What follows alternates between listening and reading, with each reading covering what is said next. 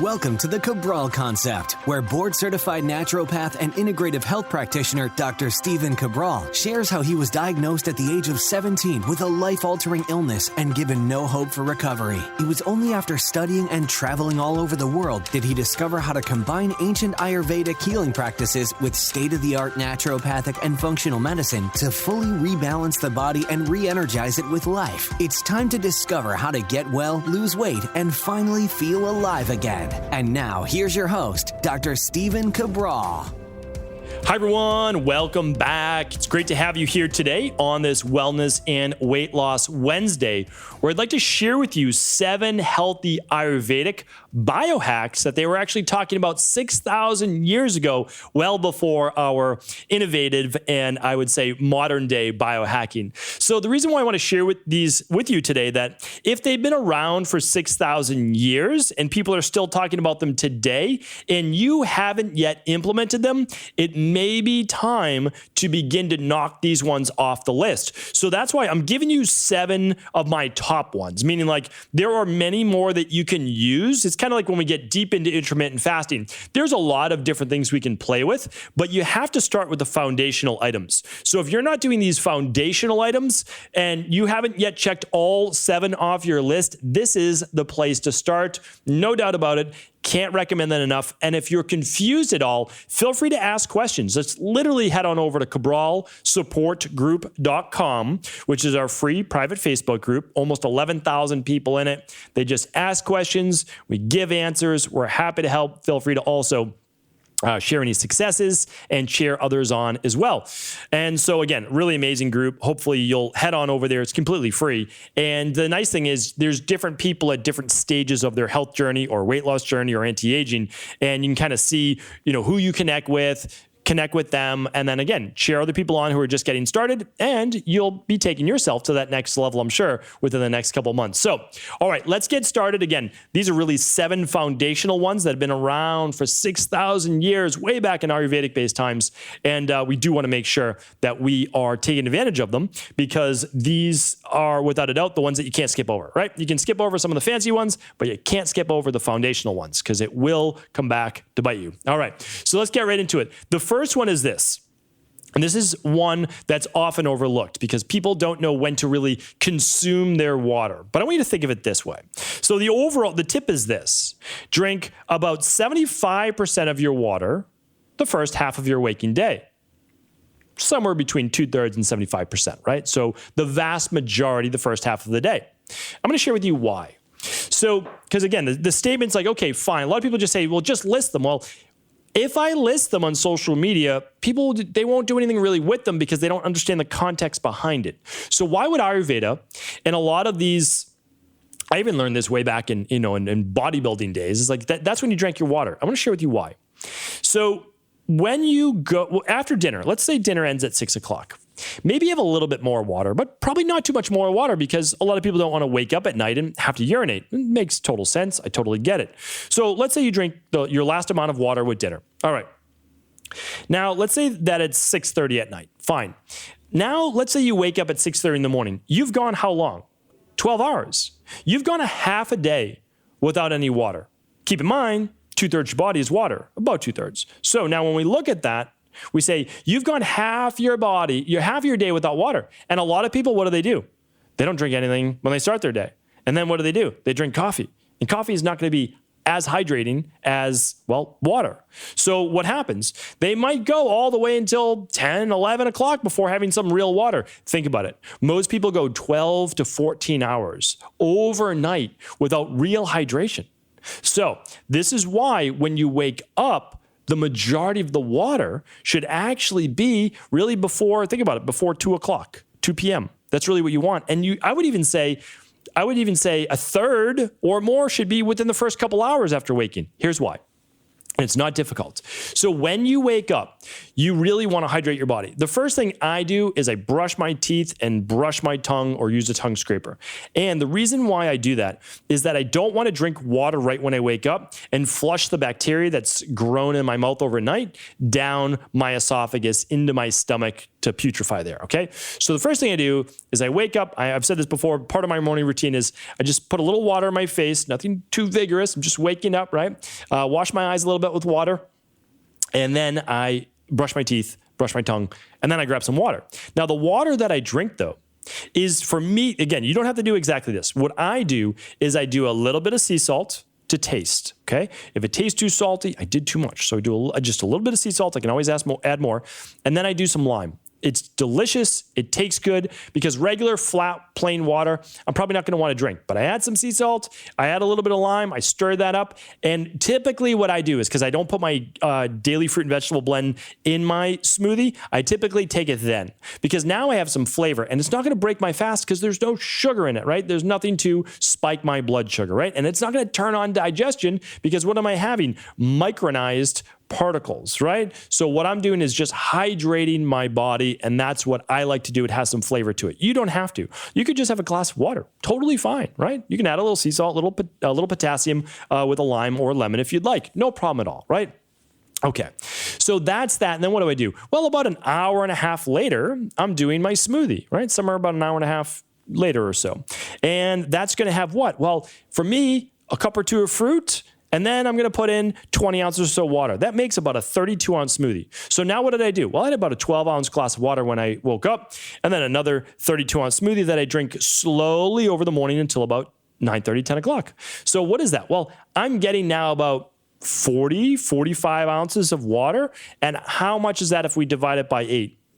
Somewhere about 6 glasses, right? So I've had 6 glasses of water. And for me, I need to get about 10 glasses of water for the day. So I've already super hydrated by 10 a.m. And now I've gotten all that water back into my cells and into my blood. It's flushing my kidneys, flushing my liver, and it's obviously waking up that digestive tract as well. So really, really good one. If you're not doing that right now, I can't recommend enough. It's going to give you natural energy. You'll be shocked at how much more natural energy you have by doing that. Now, if you have low blood sugar, you're going to have to add a little bit of carbs or something with your water, or you'll just be diluting your blood. But that's another topic for another show. All right. So the next one, because we just talked about all that fluid, if it's not a smoothie, don't drink water with your meals. People get so bloated at their meals, and sometimes it's because that's when they're drinking the majority of their water. You don't want to fill your stomach with water and food because it dilutes your stomach acid. It dilutes your pepsin. Okay, well, that's what helps break down protein. So again, unless it's a smoothie or a smoothie bowl or your oatmeal, whatever it might be, don't fill up on a lot of water. All right, really, really important to remember that. And so here's what you want to do. 1 hour before your meals, or no closer than a half hour to your meal, have a glass of water. The glass of water actually will be good for the stomach mucosa, but not within a half hour of that meal. And then wait an hour after you eat to have a good amount of water again. So during your meal, you're just sipping on some water. Ideally, some warm or hot ginger tea, which is a good digestive aid. Or you can just have a little bit of water with the meal, just enough to sip. In Ayurveda, what do they say? Well, they look at the stomach as 4 parts, okay? And I've mentioned this before in my previous Ayurveda shows. We'll link up all of my Ayurveda shows today at stephencabral.com/1874. That's today's show notes, 1874. Okay, and all my podcasts are at stephencabral.com/podcast, so you'll be able to find it. So here's what they say. Your stomach, look at it as 4 parts. Now, it's not technically 4 parts. You could say it's technically 2 parts, right? The fundus and the lower gastric part of the stomach. But in Ayurveda, they talk about it as 4 parts because it's how you fill your stomach. So you take 2 of those parts of your stomach and you fill them with food. You take 1 of those parts and you use it in Ayurveda, typically with some type of tea, hot tea, warm tea. Same with traditional Chinese medicine. Warm to help with digestion, hot digestion. That's what you want because you want your stomach to be like cooking chicken soup or cooking soup. You wouldn't cook soup without a flame, right? You need some heat, some fire for your digestion. But now that's 3/4 of your stomach. What would the last part be? For air. So they allowed that for the ether, for the air, and that's so that you don't overfill your stomach. We'll be talking about that a little bit more towards the end of the show. All right, but it also means just a little bit of water, right? Just a glass of water, not 4 glasses of water at your meal. All right, now the next one is this. Number 3 is this. Do not eat a big meal after 5 or 6 o'clock at night, okay? About 3 to 4 hours before bed. Ayurveda would tell you this. If it is dark out, don't eat. That's literally, that if you translate it, that's essentially what they say. You eat during the light hours of the day. Okay? Breakfast after sunrise. Lunch when the sun is highest in the sky. Dinner at dusk before it's dark. Okay? Now, why do they say that? Well, that's the more catabolic part of the day. That is when the body is turned more on. Digestion is going to be stronger. But also, the closer you eat to bedtime, and this goes especially the older you are, okay? You simply just don't have the digestive energy, stomach acid production, enzyme production, and bile production that you did when you were, let's say, in your teens and 20s. So the older you get, the more important this is. And you can prove it to yourself. Remember, you never have to take my word for it. I'm okay with that. You can test all of these things. I did myself. Remember, I'm the biggest skeptic in the world, which is why I've read all the books and traveled all over the world, because I didn't believe anybody until then I did, because I said, oh, this actually works. So here's the thing.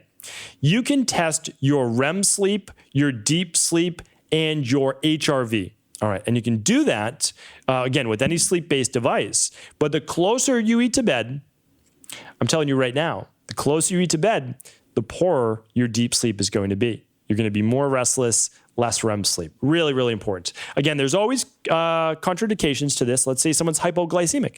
They might need to have a little something in bed, before bed. But it's only because they have an underlying imbalance. Now, once they fix that imbalance, then they'll be totally fine. Then they can go back to this. Okay, so go back for another podcast, the Ayurvedic rhythms of the day. If you didn't check that out as to when to eat, when to wake, when to go to sleep, definitely check out that previous show.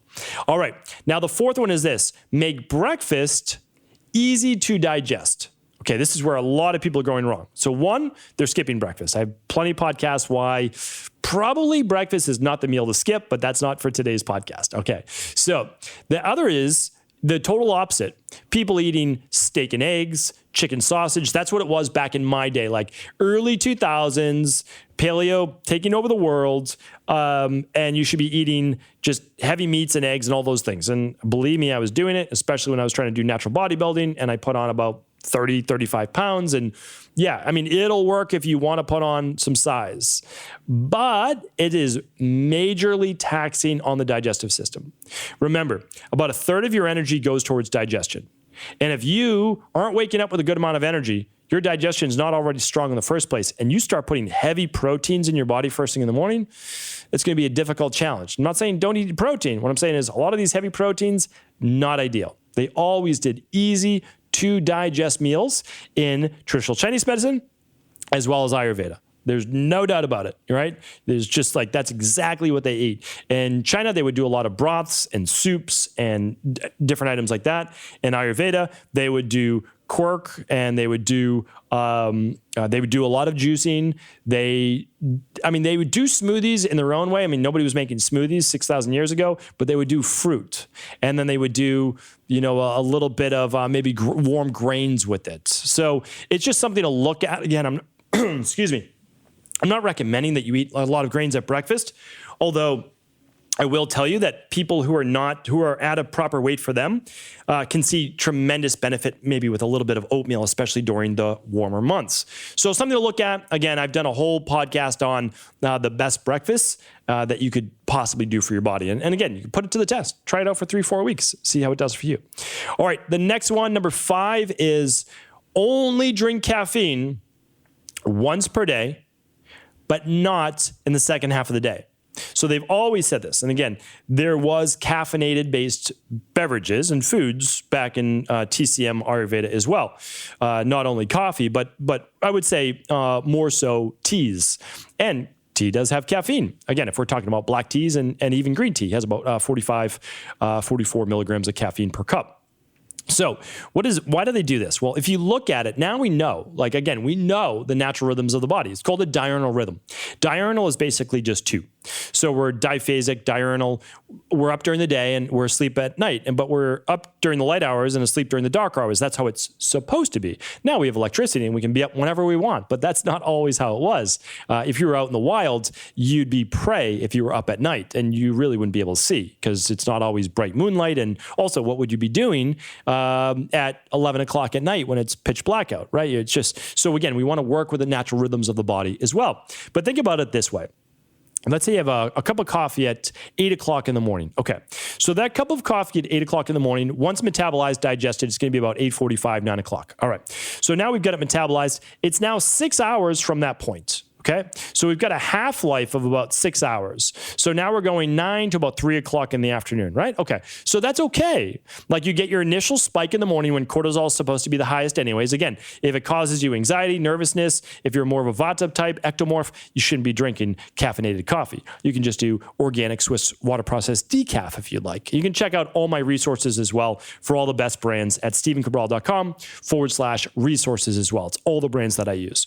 So, okay, but now let's say you have a cup at 3 o'clock. You get a little tired mid-afternoon, 2, 3 o'clock. Well, what happens? Well, now that's metabolized by what? 3 o'clock, 3:30 in the afternoon or so. 6 hours later, 9:30, 10 o'clock at night. You have to be careful with that half-life of caffeine. But not only that, your diphasic rhythm of spiking cortisol between 6 and 8 in the morning all of a sudden becomes a second spike. So 6 and 8 in the morning, it goes up. If you're watching some video, you can obviously see it go up. And then it's a slow, gradual decline until about 9:30 p.m., which is your lowest drop in cortisol, or should be naturally for most people.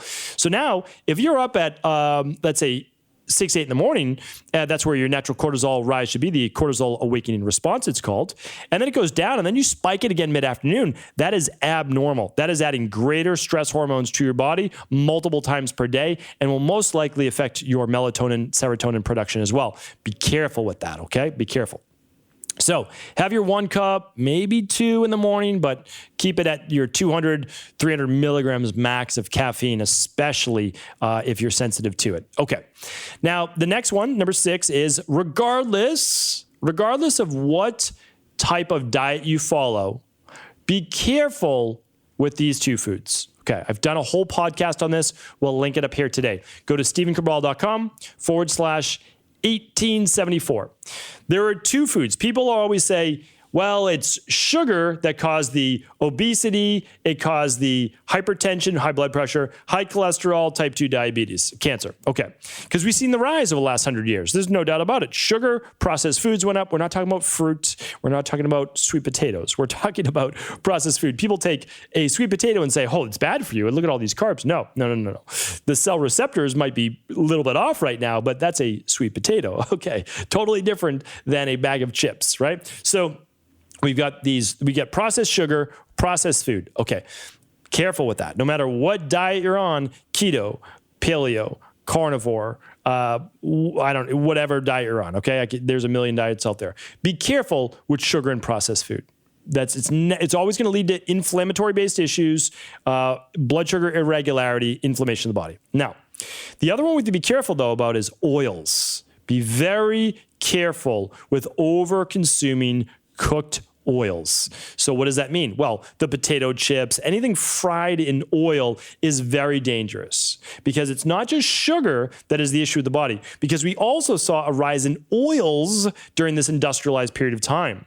So I'm not just talking about hydrogenated oils. I'm talking about a lot of these cooked oils, right? I don't have an issue with some avocado oil, some olive oil that has not been oxidized, of course, fish oil. I'm talking about that. I'm talking about these hydrogenated oils. Again, I've done a whole show on this that are highly inflammatory, highly oxidized, and cause massive issues in the body with the same issues: cancer, type 2 diabetes, blood pressure, cardiovascular issues. So careful on those 2. Again, these are all things you need to check off your list. And you'll be fine eating a natural, whole food-based diet. You're not going to have issues with oils when you're eating your fruit, vegetables, your sweet potatoes or tubers, whatever you want to call them, your legumes, your fish, meat, poultry, whatever you eat for your protein. And again, it could be on a vegan diet, more of your legumes. There's not going to be an issue. So again, what do you want to do? Well, you want to stick more to your whole foods, of course. Okay. The last one is this. And I've talked about it in different types of terminology. Everyone around the world, the longest lived cultures have different names for this. And this is really important. But you want to stop eating at 80% full. I know that this is difficult for a lot of us, but it's because and I talk about this. Let me see when I actually talk about this specific tip. So, okay, it's going to be coming up on episode 1880. So I know I have it outlined here. So it's next. Definitely stay tuned for next Tuesday. And we have to be careful because sometimes we way overeat at lunch because we skip breakfast. So just, again, keep in mind, it's actually easier on the human body to have smaller meals. So I'm not talking about 6 small meals like I used to do back in the day, but you can have normal size meals that you feel satiated, but not stuffed, not overly full. So in Ayurveda, going back to that, what do they say? You want to eat until 75% full because you save 25% of the stomach for air and movement for digestion. Okay. Now, in Okinawan-based cultures, longest lived culture in the world, eat until 80% full. Really, really interesting. So what do? Well, I always say use a smaller plate, right? It's backed by psychology, 9-inch plate versus a 12-inch plate. You can fill that 9-inch plate. It's going to be plenty of food for most people. Eat slowly, chew 30 plus times until the food becomes more of a paste. Put your fork down between bites. Have a nice, slow conversation with people while eating. Don't stand while eating. Just take 20 minutes, slow digestion meal. Be more mindful while eating. And also in the beginning, it might be a little bit challenging, but then your stomach will get used to it and you'll send the proper signals to the brain. Oh, I'm eating more slowly. Oh, I'm actually getting full. I feel satiated. I'm good. And then if possible, this is just kind of a bonus tip, go for a 10, 20-minute walk after you eat. Slow, not a power walk, just slow. And that will help improve what's called postprandial glucose level, so your blood sugar won't spike as high, and it will help with overall digestion. So hopefully these 7 healthy Ayurvedic biohacks in terms of eating are helpful. Again, check them off. Just make sure you're doing all of these things on a daily basis before you get to all of the fancy ones that, again, are out there right now. So again, hopefully this was helpful. Always feel free to leave a comment on YouTube, on Instagram. Let me know what you thought. And of course, please do feel free to share this show with anyone you believe it could serve. Thank you so much for just tuning into the show. And before you go, I wanted to share with you some fun news. Every March, it is that big, momentous occasion where I celebrate another year on this earth. And every year during my birthday month celebration, what I like to do is I like to share with you exactly what I do each and every year. So each March, at the end of March, I begin my Big 5 labs. That is when I take these 5 specific at-home labs that I've been doing now for over a decade. And actually, these are the same labs that help me get well to figure out what my underlying root cause health issues are and were over 20 years ago. Now I use them to simply optimize my body. So you can use it in 2 ways. The Big 5 labs allows you to figure out what are the underlying root cause issues that are keeping you from getting well, from losing the weight, boosting your metabolism, and then aging at a much slower rate and actually reversing the aging process in many cases. So to learn more about the Big 5 labs and exactly what I do every single March, head on over to equi.life. That's EQUI.LIFE, because for the first 100 Big 5 lab kits, we are actually discounting it by $500 for my birthday week. So that is going on this week. And again, while supplies last, it's the first 100. And just like last time, we ran out of those minerals and metals based tests. So I want to make sure that you get your opportunity, if you've been interested, to see where your vitamin levels, mineral levels, electrolytes, hormones, your digestion, your thyroid, your hemoglobin A1C, all the different numbers that you should be looking at. In addition to your annual blood work, you want to make sure that you are running these Big 5 labs. If you've never heard about them before, definitely head on over to equi.life, EQUI.LIFE for all the details and save $500 while supplies last. I'm telling you right now, this is something that I will continue to do every single year for the rest of my life to make sure I find the different imbalances before they become a bigger issue, which then leads to what we call dis-ease in the body. So again, one more time, head on over to EQUI.LIFE for all the details, and while supplies last, save $500. Take care, everyone.